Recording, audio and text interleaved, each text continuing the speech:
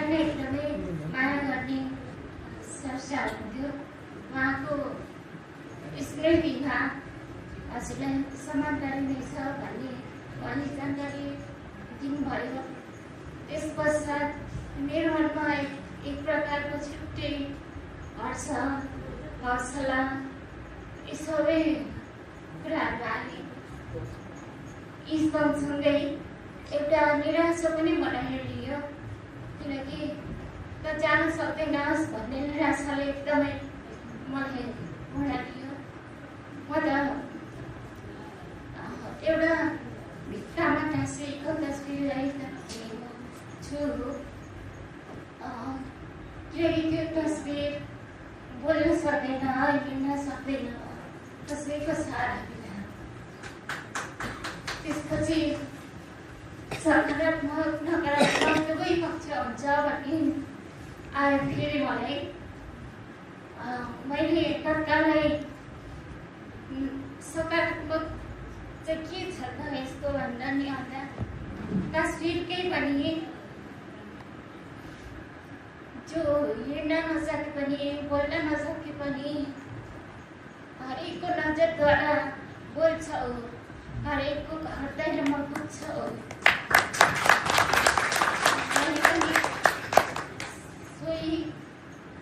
सोही मेरो हृदयमा आवाज आयो र त्यही आवाज झिकेर म हजुरहरूको सामु हजुरहरूको आत्मीय मार्ग छु अहिले।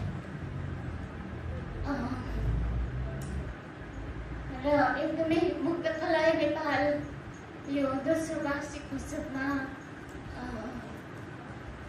मनाइरहेको हुँदा यो मुक्तकला नेपाललाई शुभकामना सहित अझै मुक्तकला नेपाल जस्तो पहुँच भएको, जो चाहिँ म जस्तो एउटा बन्द कोठामा भएको व्यक्तिलाई पनि त्यो कोठामा एउटा ढोका पनि छ र त्यो ढोका खुल्ला पनि छ भनेर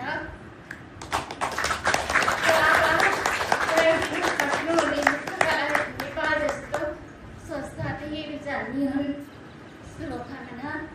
र मलाई यहाँसम्म ल्याउनु पढाउनु हुने मेरो परिवार र काँध साथ हात सबै दिएर ल्याउनु हुने मेरी प्यारी दिदी सरकारज्यू र दिदी एकचोटि उभिदिनुहोस् त